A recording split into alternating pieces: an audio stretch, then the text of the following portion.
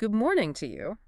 You are joining us for a comprehensive briefing on the shifting strategic landscape in the Pacific. Good morning. We turn our attention today to the escalating maritime events in the East Asia region, specifically concerning the actions of the People's Republic of China. Right. Now, before we begin, this deep dive is brought to you by ProWave AI.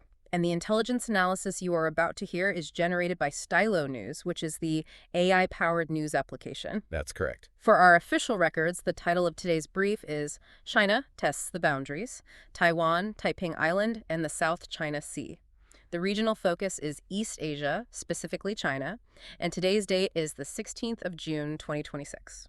And to provide some context on the platform, powering today's analysis Stylo News is actually the consumer-facing iteration of the Stylo Intel Off software. Which is quite a robust system, yes. Extremely robust. It is a highly sophisticated system originally designed for enterprise operations across government, military, and, international business sectors. What this means for you, the listener, is that you have unique access to the exact same analytical tools and intelligence synthesis designed to support global decision makers in navigating complex crises. Exactly. And our mission for this briefing is clear, objective, and anchored firmly in the facts. We are here to calmly and neutrally analyze the primary patterns of events that have unfolded over the past 2 weeks regarding China's maritime actions. Yes, and we will identify the perspectives of key regional decision makers, provide a data-driven analysis of social media sentiment, and forecast the most likely courses of action moving forward. Crucially, we will do this without generating unnecessary fear, focusing instead strictly on the verifiable data at hand. So we begin by looking at the physical reality on the water. Establishing exactly what is happening before we dissect the strategic rationale behind it. Precisely. Intelligence reports from early June 2026 detail a highly coordinated series of Chinese gray zone operations. We have seen specific incursions by the Chinese Coast Guard into the restricted waters surrounding Taiping Island. Which is also known as Ituaba, for those following the regional maps. Right, Ituaba.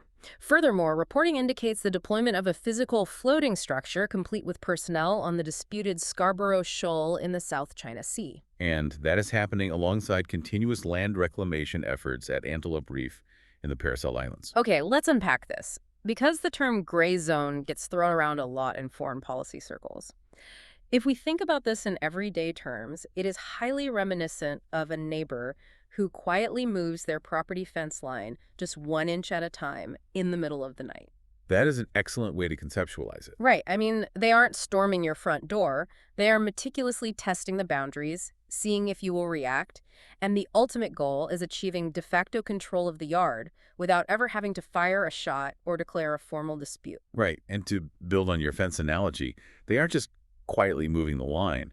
They are creating a scenario where they force you to be the one to escalate. Oh, They force you to spend millions of dollars in legal fees and security cameras just to prove the yard was yours to begin with. It is about altering the status quo so incrementally that no single action justifies a kinetic military response from the opposing side. and if we connect this to the bigger picture, Well, intelligence reports assess these specific maritime outposts, the floating structures at Scarborough Shoal, the reclamation at Antelope Reef, as highly strategic distractions. distractions in what sense? In the event of a hypothetical full-scale conflict over Taiwan, these heavily fortified artificial islands and physical floating structures effectively extend China's anti-access and area denial capabilities. Oh, I see. They force foreign naval powers like the United States or its regional allies to divert massive amounts of resources, ships, and attention to multiple fortified flashpoints scattered across the vastness of the South China Sea. Rather than allowing them to focus their naval power solely on the Taiwan Strait. Exactly. It severely complicates the math for any intervening force. So that covers the physical real estate being altered on the water, but none of these maritime moves are happening in a vacuum. No, certainly not. To understand why we are seeing this sudden rush to fortify the waters right now, we have to look at the strategic catalysts. These Chinese maritime patrols appear to be a direct response to a rapid shifting of regional alliances. Yes. Specifically, we are tracking the initiation of Exclusive Economic Zone, or EEZ, and continental shelf boundary talks between Japan and the Philippines. And crucially, these talks pertain to the waters directly east of Taiwan. Furthermore, under the administration of Prime Minister Sanay Takaichi, Japan's 2026 Defense White Paper has explicitly identified China as its most serious security concern. Which perfectly aligns with what defense analysts are calling the 3C linkage, which is a coordinated security and defensive framework formally connecting the East China Sea, the Taiwan Strait, and the South China Sea. Wait, let me pause you there because I want to make sure I am completely understanding this. When I hear 3C linkage, as a layman, I visualize a defensive wall, a unified line meant to keep aggression out. But the reporting indicates that Beijing is absolutely furious about this concept. Why does a defensive posture provoke such a strong reaction? What's fascinating here is how the 3C linkage fundamentally alters the strategic geometry for Beijing. You see it as a defensive wall, but from the perspective of the Chinese government and its state media, this is not seen as a defensive alliance at all. How do they view it then? It is viewed as an aggressive, illegal containment strategy. Imagine looking at a map and suddenly realizing your neighbors to the northeast and south have all linked arms to block your access to the broader Pacific. Ah, right. Beijing views these bilateral talks between Tokyo and Manila, especially in waters immediately adjacent to Taiwan, as an outright infringement on its indisputable territorial sovereignty. So to their leadership, this isn't about defense, it's about encirclement. Precisely. To China's leadership, the attempt to link these three distinct maritime theaters into a single unified security front is perceived as a direct, calculated attempt by foreign powers to destabilize the region. And to choke off Chinese maritime access. Yes, they view it as a provocation that demands a physical response to demonstrate that the linkage cannot hold. And that brings us to the most concerning development in the intelligence reports. The diplomatic friction generated by these overlapping security frameworks is now boiling over into physical, highly advanced military encounters. It is. We are tracking a severe incident involving a NATO-allied vessel, the Dutch Navy's HNLMS De Ruyter frigate. Yes, while operating near the Shisha, or Paracel, Islands, the Chinese military employed advanced electronic jamming techniques and executed exceptionally close naval maneuvers to expel the Dutch ship. And the reporting notes they particularly targeted its unauthorized helicopter flights. Concurrently, the authorities in Taiwan have responded to this mounting pressure by deploying their own Coast Guard vessels to physically monitor and confront Chinese government ships. And on land, Taiwan has escalated its readiness by conducting live-fire exercises on its western coast. They are notably utilizing the U.S.-supplied HIMARS multiple rocket launch system to simulate cross-regional fire support. Here's where it gets really interesting, and I want to push back on our traditional definitions of conflict. Go ahead. In past decades, naval tension was clearly signaled by firing a kinetic warning shot across the bow of a ship. It was universally understood. Is electronic warfare deliberately jamming the radar and communications of a Dutch frigate in open water, the 21st century equivalent of that warning shot? Yes, absolutely. And does that invisible escalation inherently carry a higher risk of a fatal miscalculation? That is perhaps the defining question of modern naval engagement. Yeah. Yes, electronic jamming functions as the modern warning shot, Yeah. but it is fundamentally more dangerous because, as you alluded to, it blinds the target. Right. A kinetic shot across the bow is a visible, unambiguous message. You hear the boom, you see the splash, and you know exactly where the line is drawn. Electronic warfare, however, deliberately degrades a ship's situational awareness. Explain what that actually looks like for the crew on board. Imagine standing on the bridge of that Dutch frigate. Suddenly, your radar screens are filled with static or false targets. Your communications with your helicopters, which are currently in the air, become garbled or drop completely. That sounds incredibly disorienting. It is. When you jam a frigate's sensors, especially while simultaneously performing close-quarters, high-speed maneuvers at sea, you strip the vessel's commanders of their ability to safely navigate. Wow. The risk of miscalculation skyrockets. A captain, entirely unable to read their instruments, might interpret a close maneuver by a Chinese vessel as an imminent collision or an outright attack. Which would trigger a defensive response. Exactly. If they believe their ship is about to be rammed, they will respond kinetically. It is a technically non-lethal action that drastically lowers the threshold for accidental lethal combat. To maintain the strict neutrality of this briefing, we must now examine how the key decision makers are posturing in response to this volatile environment and how the global public is reacting, because the pressures these leaders face are immense. They certainly are. We are observing distinct and firm stances from all capitals involved. In the Philippines, Defense Secretary Gilberto Teodoro has filed formal diplomatic protests against the floating structures at Scarborough Shoal, publicly vowing to resist what Manila terms as territorial coercion. And to defend their national interests at all costs.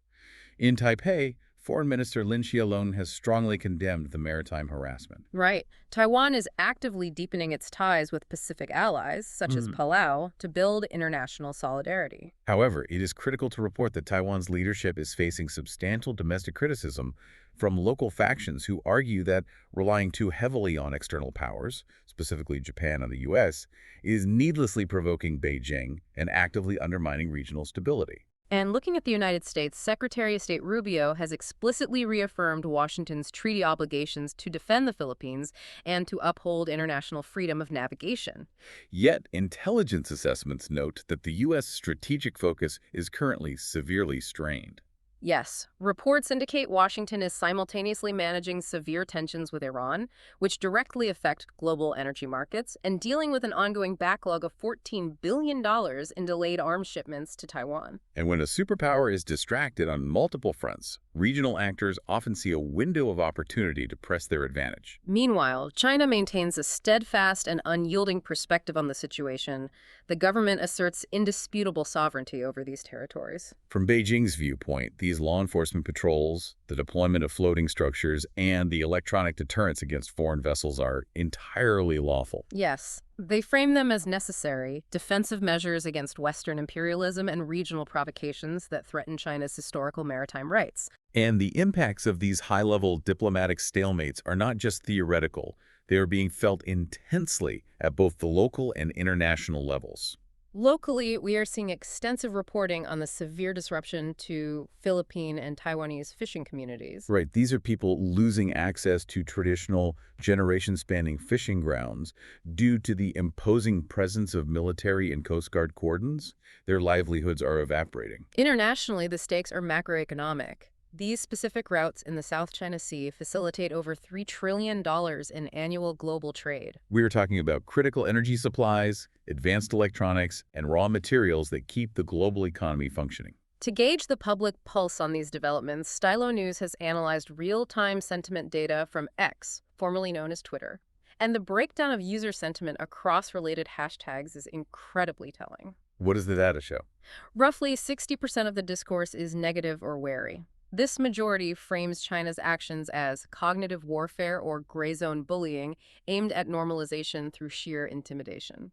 Conversely, a solid 25% of the sentiment is defensive or pro-China.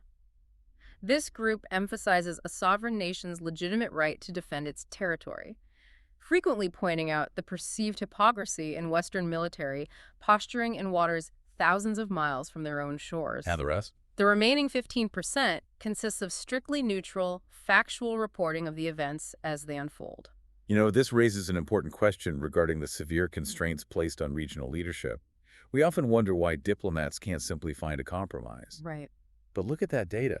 When you have 60% of the vocal public viewing these actions as aggressive bullying that must be stopped, and 25% viewing any compromise as surrendering national dignity to Western imperialism, the domestic political cost of backing down becomes astronomically high for any leader. They are essentially trapped by their own public's expectations. Exactly. This polarized public sentiment essentially eliminates the diplomatic off-ramps that used to be available behind closed doors. For a leader in Manila, Taipei, or Beijing, offering a concession in these contested waters is immediately framed by their respective domestic audiences as a catastrophic, unforgivable loss of sovereignty. That internal pressure forces all of them to maintain or even escalate their hardline postures just to survive politically. It really does. Synthesizing the raw intelligence, the geographical maneuvers, and this intense geopolitical posturing allows us to deliver a concrete forecast of what you should watch for next. According to the June 2026 intelligence estimates, the core assessment delivered with medium confidence by analysts is that there is no imminent cross-strait amphibious invasion of Taiwan indicated by current reporting. Let me repeat that, to avoid generating any undue panic. The data does not point to a D-Day-style amphibious assault in the immediate future. Right.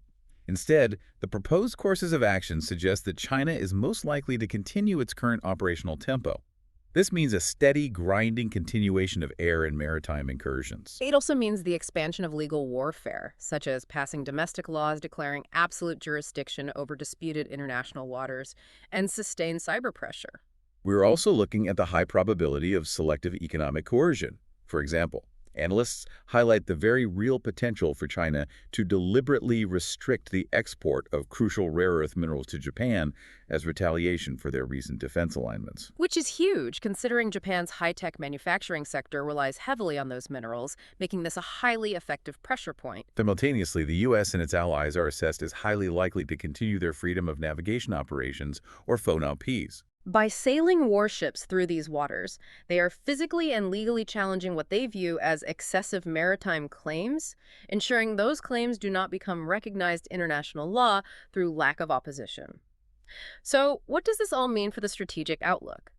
It indicates that the immediate future of the Pacific is about the quiet, methodical normalization of a quarantine or blockade framework. That is the ultimate takeaway. It is the steady establishment of administrative and physical control.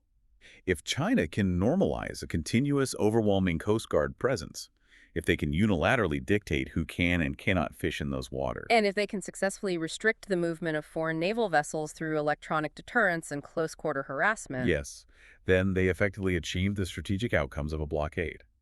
And they achieve it without ever having to formally declare one. The Allies are conducting those freedom of navigation operations specifically to prevent that gray zone normalization from taking root and permanently altering the map. we have covered a tremendous amount of ground in this briefing. From the mechanics of gray zone tactics at Scarborough Shoal to the profound strategic implications of the 3C linkage and the terrifying realities of electronic warfare. Yes, and as we conclude this intelligence assessment, we want to formally explain the technology that made it possible. Stylo News is a comprehensive mobile and desktop application that you can download and fully customize. It pulls from hundreds of traditional vetted news sources, as well as real-time sentiment data from platforms like X to generate personal intelligence-style briefs exactly like the one you heard today. We strongly encourage you to subscribe and experience this level of analytical clarity for yourself. You can get AI-powered news on demand and tailored to your specific strategic interests by visiting www.stylonews.com. And taking the formal anchor suit off for a second. Seriously, thank you so much for joining us for this deep dive. It is an incredibly heavy topic, but, understanding the actual mechanisms behind these geopolitical headlines makes the world feel at least a little less chaotic. It really does. It's Yeah. always a pleasure to walk through this kind of high-level intelligence with you and help connect the dots on what's actually happening out there on the water beyond the political rhetoric. We would absolutely love to hear what you want us to unpack next. Please drop your requests for future topics and be sure to follow Stylo News on your favorite social media platforms to keep the conversation going. Yeah, definitely reach out. We're going to leave you today with one final lingering thought to mull over, building on everything we just discussed. If a physical blockade is never officially declared by a military, but a law enforcement quarantine is effectively normalized through these exact gray zone tactics we talked about, at what point does the international community have to completely redefine what constitutes an act of war? Thanks for listening. We'll catch you on the next deep dive.